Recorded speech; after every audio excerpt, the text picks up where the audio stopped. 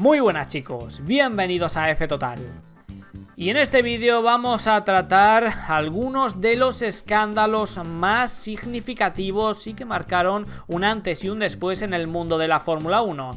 Vamos con un top 10, que ya sabéis que si os gustan este tipo de vídeos, este tipo de tops, dejar un buen like para que yo lo sepa y que tengamos más en el canal. El mundo de la Fórmula 1 siempre ha estado salpicado de polémicas, de escándalos, los equipos van al límite y en algunos casos lo sobrepasan de unas maneras que no son del todo legales y que trascienden más allá de lo meramente deportivo.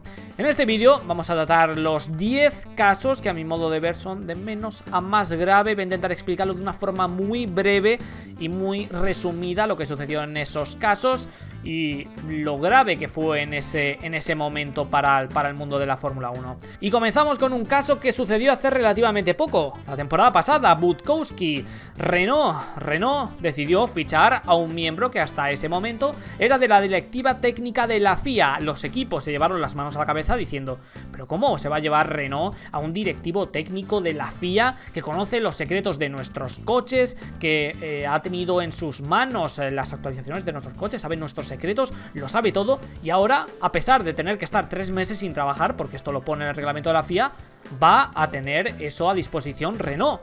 Esto es algo que hablaron con la FIA, se subió a 6 meses, Renault dijo que no, se iba a aprovechar de esto.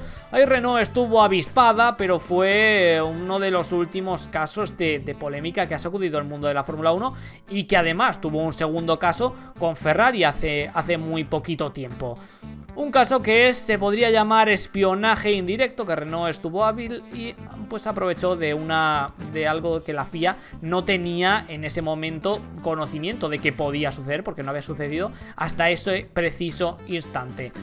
Budkowski y el espionaje indirecto en el puesto número 10. Pasamos a la siguiente posición, número 9, los test secretos de Mercedes. Nos ponemos en antecedentes, año 2013. Mercedes estaba mejorando a pasos agigantados, pero tenía un problema. Los neumáticos, sobre todo en el Gran Premio de España, fue un punto de inflexión. Tenían la primera y la segunda posición, la pole para Hamilton, la segunda posición para Nico Rosberg, y de repente en carrera se vinieron abajo completamente. Durante toda la temporada ya lo estaban sufriendo, pero en esa carrera fue algo que yo no he visto nunca en la historia de la Fórmula 1. Y tuvieron que hacer en el caso de Hamilton 4 paradas. Recuerdo los neumáticos destrozados a las pocas vueltas, sufriendo lo indecible. Y fue doblado de un hombre que hace la pole a que de repente en carrera esté doblado sin suceder nada extraño. Es algo que yo no he visto nunca. Y por ello Mercedes apalabró con Pirelli un test que nadie supo hasta que se enteraron los equipos después de en torno a 1000 kilómetros. La FIA permitía hacer test, pero con coches de 2 años atrás. Pero en ese caso Mercedes lo hizo con el coche de ese año y con soluciones para los próximos grandes premios. Qué casualidad que justo después, en el Gran Premio de Mónaco, ganó Nico Rosberg la carrera y a partir de ahí, de repente Mercedes mejoró muchísimo su rendimiento con estas gomas. Las ataba mucho mejor, le sacaba el máximo de lo que podían. Eso quiere decir que ese test que tuvo lugar en ese momento tuvo mucho que ver. Pirelli y Mercedes se excusaron, dijeron que bueno, que ya lo habían hecho con otros equipos, incluso, no dio nombres pero dijo eso, que no era del todo ilegal si Pirelli lo hacía por diversas causas.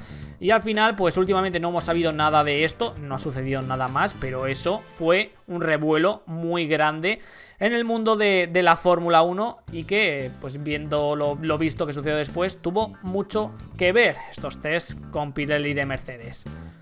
Número 8, el aparcamiento de Michael Schumacher en Mónaco. Sí, año 2006, el heptacampeón del mundo, la leyenda Michael Schumacher, keep fighting Michael, aparcó su coche en la clasificación del Gran Premio de Mónaco. Fernando Alonso venía más rápido que él, tenía en la pole provisional y decidió aparcar el coche con una maniobra que en un principio no parecía tal, pero viendo las repeticiones ya se enteró todo el mundo de que era algo hecho a posta, algo explícito para aparcar ahí su coche, que sacara bandera amarilla y que Fernando no pudiera mejorar su tiempo. Descalificaron a Schumacher de esa clasificación y incluso pidieron que lo descalificaran de esa carrera, incluso del mundial, pero al final pues se decidió descalificarlo solamente de esa clasificación y salir en última posición para la carrera. Recuerdo que se formó una muy grande en torno a esto y además en los siguientes grandes premios todo el mundo se lo estaba recordando a Michael, esa acción que no fue precisamente la más legal de toda su carrera y que fue muy polémica en su momento. Pero nada, a lo que iremos viendo a continuación, porque en el número 7 nos encontramos con la guerra de neumáticos Michelin contra Bridgestone, que llevaban a las marcas a gastar en tecnologías novedosas, a veces fuera del límite de la legalidad, lo que no está escrito. En 2003, Michelin ideó una tecnología que hacía que conforme fueran pasando las vueltas de carrera, el neumático cada vez tuviera más zona contactando con el suelo. Cuanto más neumático tengas en contacto con el suelo, más adherencia tienes y más rendimiento tienes. Pero esto no es legal, tú tienes unas medidas y las tienes que respetar en cualquier tipo de conducción, pero esto no se enteraron hasta que de repente Bridgestone se percató de esto, porque las medidas que hace la FIA, etcétera, todo era legal, era un sistema muy enrevesado, pero para que veáis hasta qué límites se llegan en estas guerras donde Michelin hizo esto, que es una auténtica genialidad, aunque estaba fuera del reglamento. Algo que fue muy polémico en su día y que obviamente la FIA prohibió para los siguientes grandes premios después de que Bridgestone se quejara sobre ello. Ahora hablamos de dos puestos que los voy a poner juntos, quinto y sexto. Gran Premio de Alemania 2010, Gran Premio de Austria 2002.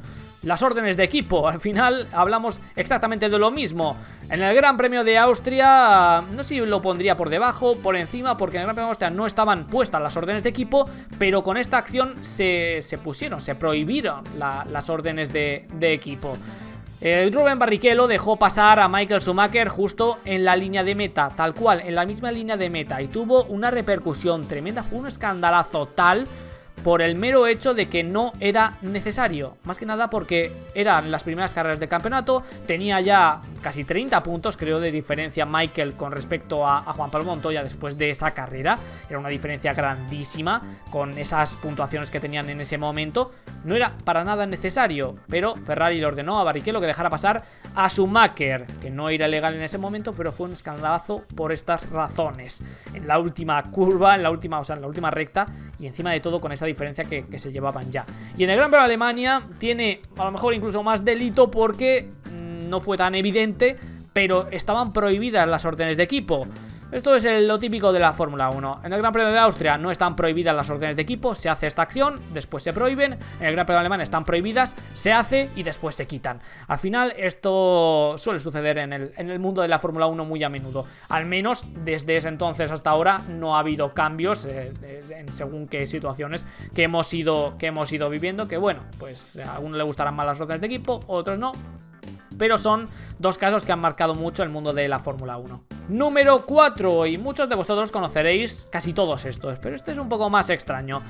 Baronda, la escudería que en 2004 estaba luchando por podios, en 2005 de repente estuvo luchando por la 15ª, 16ª posición, 17ª, pero de repente llegó el Gran Premio de San Marino en Imola y tenían un rendimiento espectacular. Y decías tú, ¿cómo pueden estar de repente de la 16ª posición luchando por la tercera, luchando por la 4ª posición?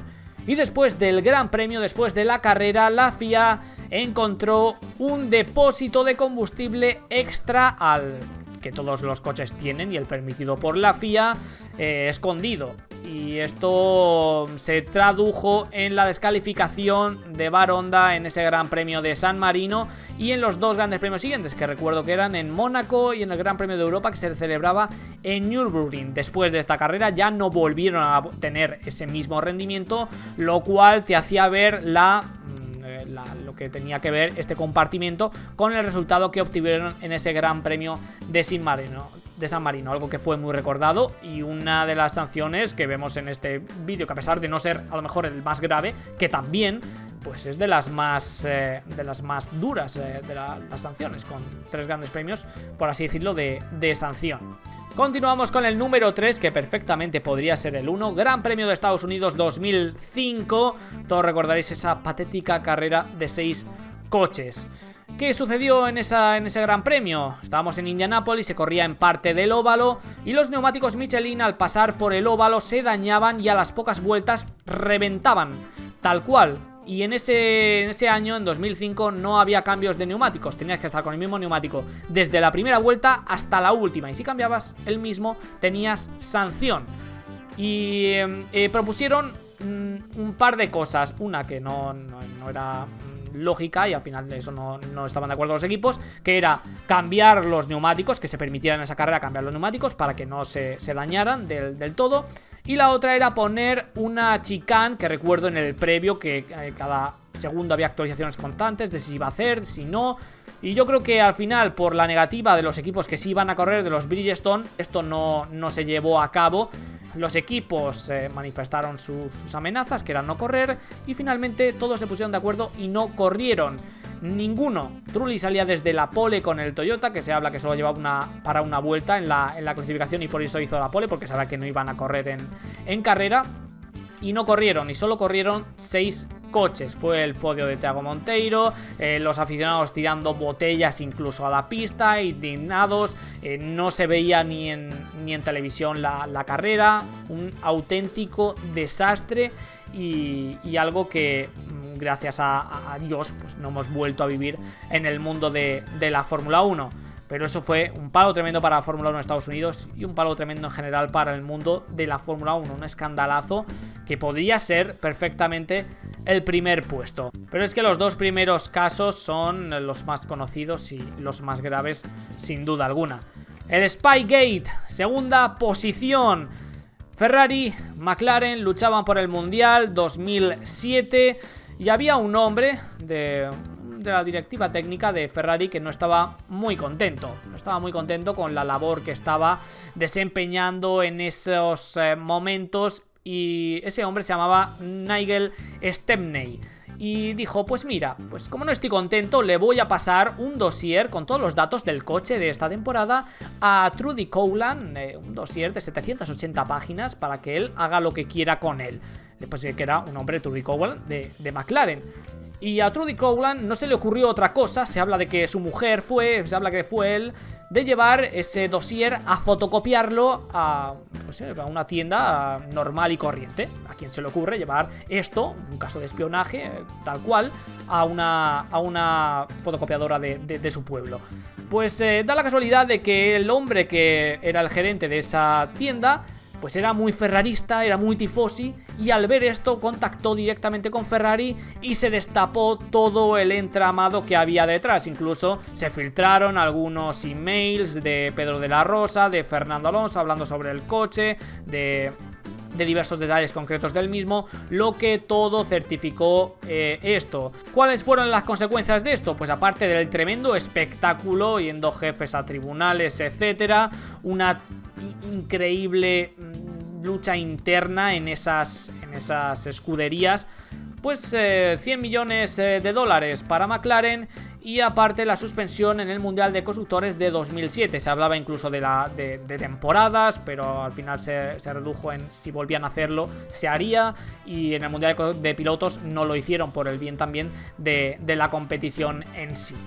Pero fue un caso que trascendió más allá de la Fórmula 1, más allá de fronteras, un espectáculo bochornoso, lamentable, y que pues gracias seguramente a las nuevas tecnologías que tenemos ahora y que todo se sabe casi al momento, no ha vuelto a suceder. Pero en su día esto fue algo que marcó un antes y un después en el mundo de la Fórmula 1. Pero lo que sí que marcó un antes y un después en el mundo de la Fórmula 1 fue el número 1, el Crash Gate. Todo el mundo sabrá lo que sucedió.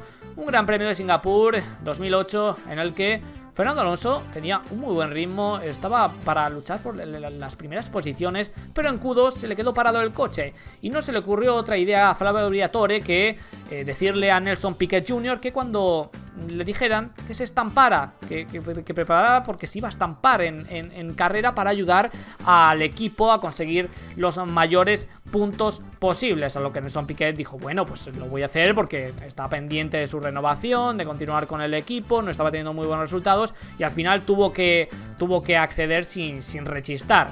En la vuelta de formación incluso probó esto, hizo un trompo, ya probando lo que después iba a realizar. Y cuando paró Fernando Alonso, repostó. En esa época, cuando repostabas, tenías una ventaja tremenda con el coche que no había repostado y salía el safety car. Y gracias también a que Massa se llevó por delante la manguera, pudo salir en primera posición y ganar la carrera.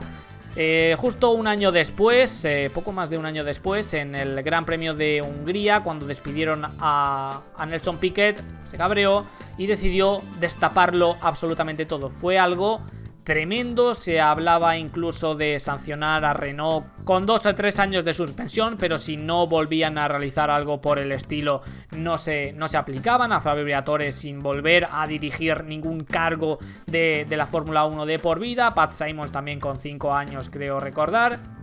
Y aparte de todo lo que sucedió en torno al equipo Renault, porque seguramente esta sea una de las consecuencias directas por las que Renault decidió abandonar el mundo de la Fórmula 1 progresivamente a partir de ese momento. Se quedaron sin patrocinadores, después de esto fue algo para el equipo como un emborronamiento de su imagen tremenda. Y bueno, ahora vivimos otra época de Renault y esto no tiene nada que ver con eso, ya ha pasado mucho tiempo también y no tiene consecuencias, pero en ese momento fue un duro golpe para Renault, que perdió sus patrocinadores de un momento para otro. ING, que hasta ese momento era el patrocinador principal, desapareció, Mutua Madrileña, de todo, se quedó el coche vacío con las letras de Renault, nada más. Un caso que obviamente tiene que estar en el número 1, que no ha pasado o algo similar, y gracias a toda la tecnología que tenemos, gracias a que ahora lo sabemos prácticamente todo, no vuelven a suceder este tipo de casos que antiguamente eran más comunes de lo que nos hubiera gustado en ese momento. ¿Qué os parece a vosotros que es el más grave de todos? ¿Cuál no sabíais? ¿Cuál recordáis que os marcó en ese preciso instante? ¿Cuál es el más grave para vosotros? Recordad, dejar vuestro like si os gusta este tipo de tops. Suscribíos, dejar vuestro like y nos vemos en el próximo vídeo, chicos. Hasta luego.